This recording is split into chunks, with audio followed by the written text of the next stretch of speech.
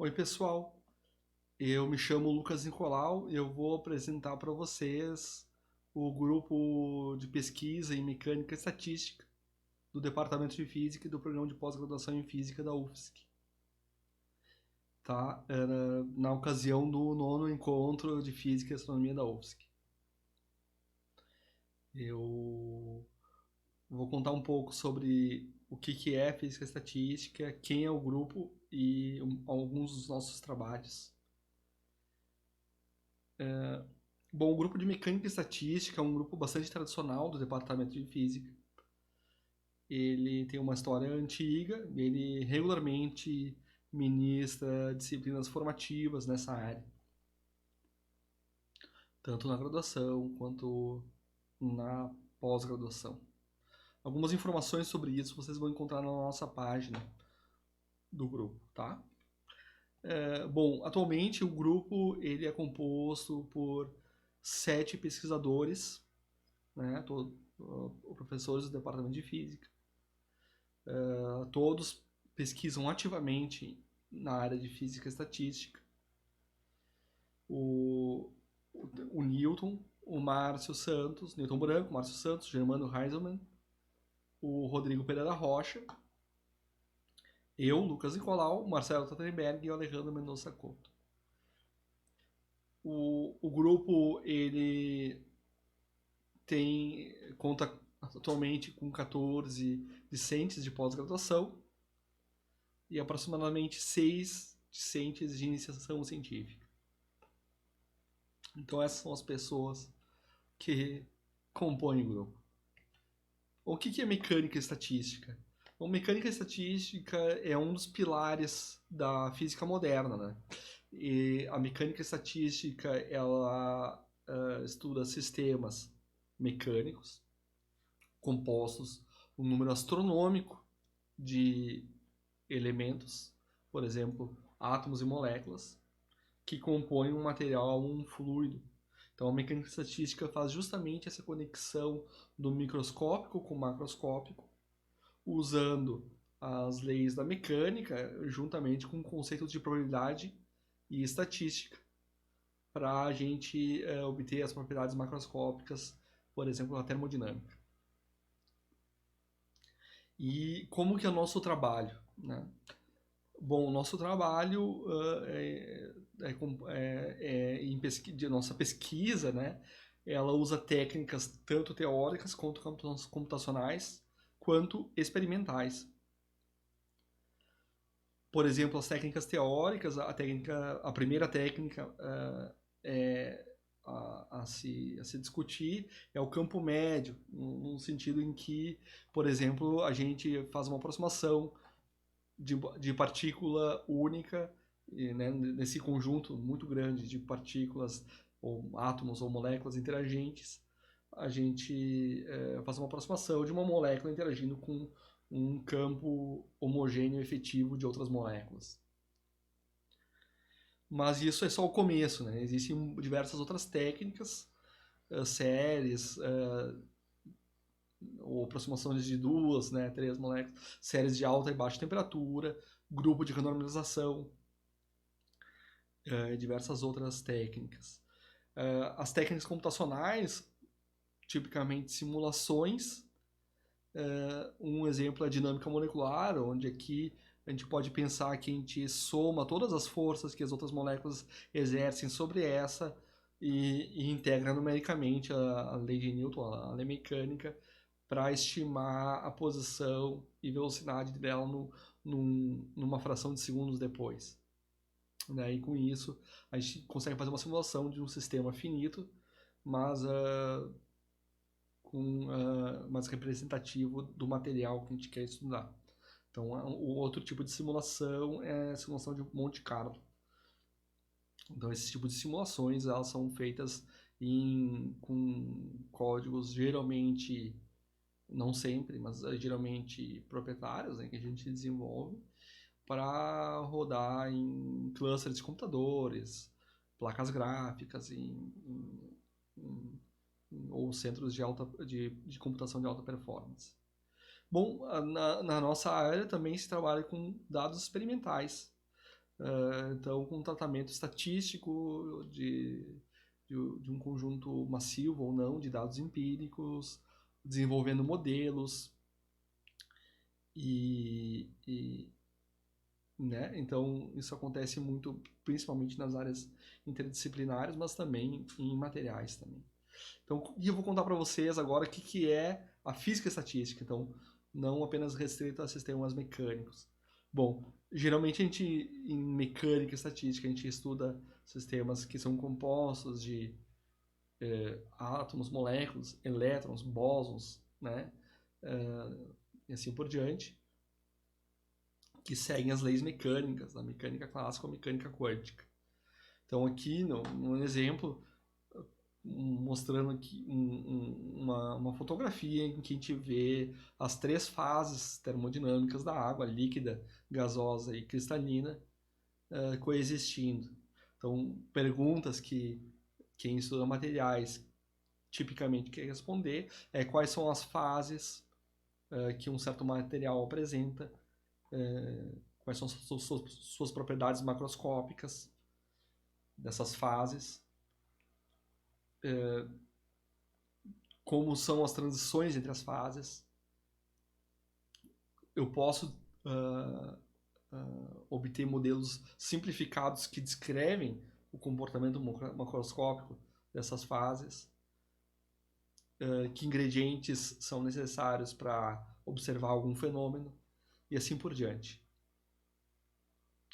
A física estatística ela conseguiu estender os conceitos de mecânica estatística para outros sistemas, por exemplo, outros materiais, por exemplo, materiais granulares, materiais compostos por grãos macroscópicos. São ainda muitos elementos, mas eles não estão suscetíveis a flutuações térmicas, por exemplo. Então, aqui ainda se consegue usar alguns princípios, como de maximização da entropia, sujeita a vínculos do sistema, para descrever as propriedades desses sistemas. Por exemplo, a areia, ela se comporta às vezes como um sólido, às vezes como um líquido.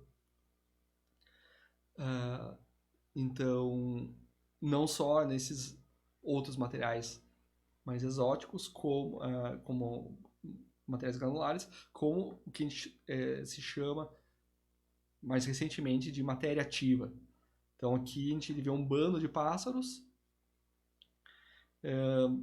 agindo de maneira coordenada. Certamente não existe um pássaro regente que dita como vai ser a forma do bando, mas existe uma maneira deles se organizarem. Então, como propriedades coletivas emergem a partir de comportamentos individuais.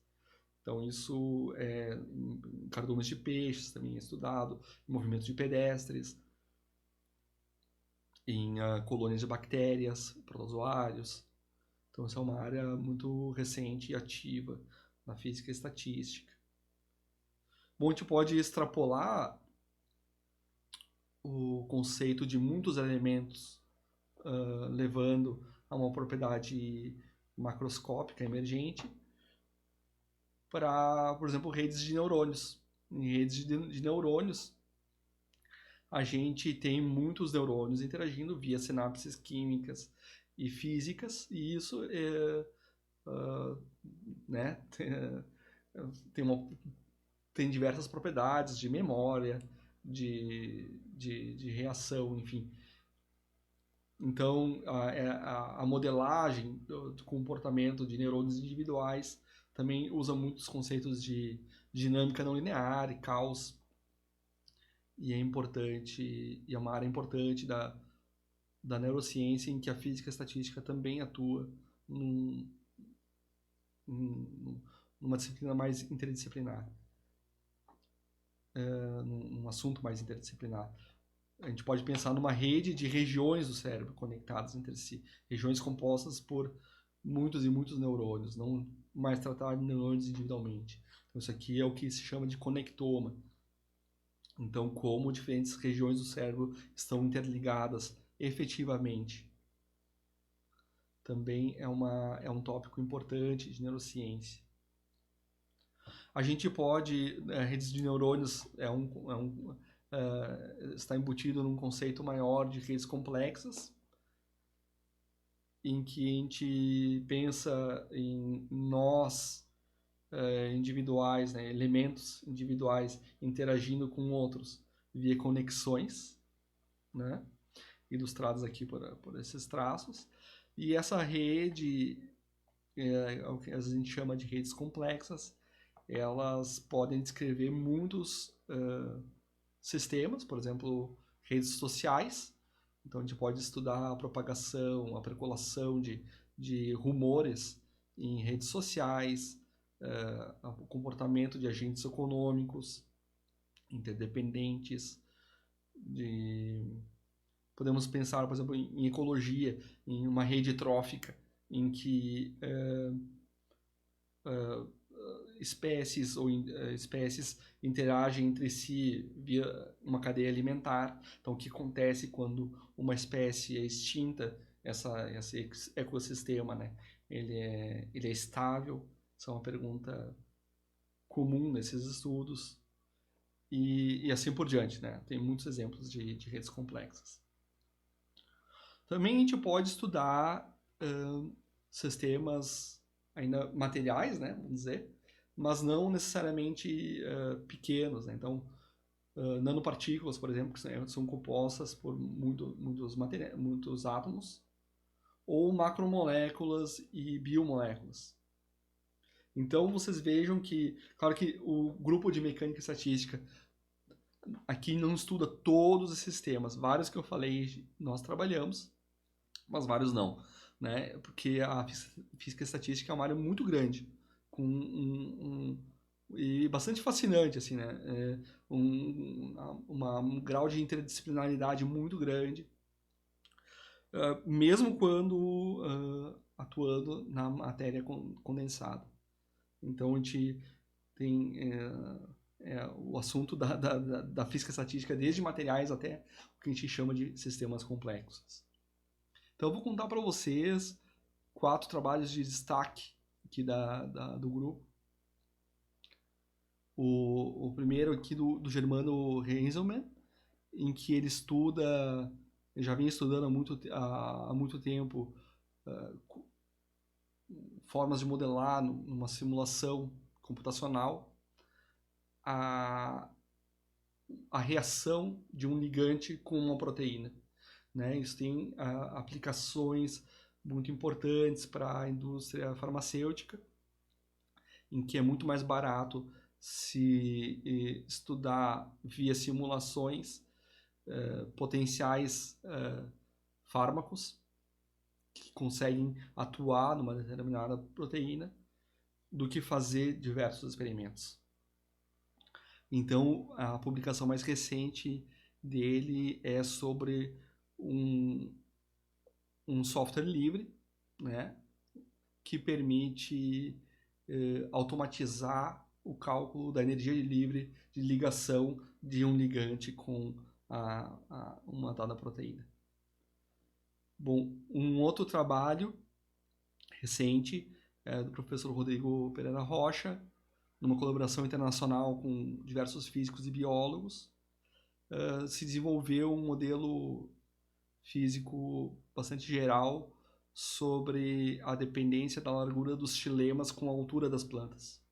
Os xilemas são esses vasos condutores de água e sais, enfim, e alimentos nas plantas, e como a largura desses vasos varia com a altura das plantas. Então essa modelagem foi comparada com um conjunto de dados bastante ambicioso, né, de medidas ilustradas aqui à esquerda, e se configurou um bom modelo, né, uma boa descrição física. E esse resultado ele lança luz sobre o impacto das mudanças climáticas na altura da vegetação do planeta. Então, um trabalho bastante interessante com aplicação em ecologia. Na matéria condensada, eu e o professor Alejandro publicamos recentemente com um pesquisador um trabalho que descreve como padrões magnéticos, né? Aqui eu vou mostrar um exemplo, né? Que é um filme magnético em que esse diagrama de fases de campo externo por temperatura, ao resfriar o sistema, ele passa de uma fase líquida para uma fase formada de domínios magnéticos em forma de faixas, depois em forma de bolhas e depois para um paramagneto novamente, que é uma espécie de líquido. Então é uma transição exótica que acontece nesses materiais, em que a gente, resfriando, a gente passa de um líquido para um cristal para um líquido novamente. Uma transição inversa. Então a gente, usando técnicas analíticas e simulações, a gente descobriu quais são os conjuntos mínimos, né, os ingredientes mínimos para ver o mecanismo para ver esse tipo de transição. Não só nesse experimento, né, explicando esse experimento, mas em diversos outros sistemas em que a formação de padrões acontece, como colóides, materiais poliméricos, supercondutores. Então tem diversos sistemas em que a formação de padrões acontece e que esse tipo de descrição pode se aplicar. Então um pouco é o lado teórico aí da física estatística, buscando uma certa modelos gerais, né, para diversos materiais. Por fim, eu destacar um trabalho em neurociência conduzido pelo professor Marcelo Trachtenberg e seus alunos, em que, estudando um modelo bastante realista para o córtex visual de mamíferos, então não só o modelo para o neurônio, como um modelo para rede neural em camadas dessa região do cérebro de mamíferos, se estudou como esse modelo pode, para quais parâmetros esse modelo descreve corretamente o comportamento dessa região, o comportamento físico ou experimental dessa região do cérebro, em que se observam as chamadas avalanches de atividade cerebral, que são importantes porque elas se configuram como um estado crítico onde a informação ou a capacidade de processamento de informação é maximizada. Então, eles conseguiram fazer esse estudo para viabilizar esse modelo como um modelo bastante realista para o córtex visual de mamíferos. Então, pessoal, eu fiz uma descrição muito breve. Na nossa página tem muitas outras informações e eu desejo a todos um bom encontro. Muito obrigado pela atenção.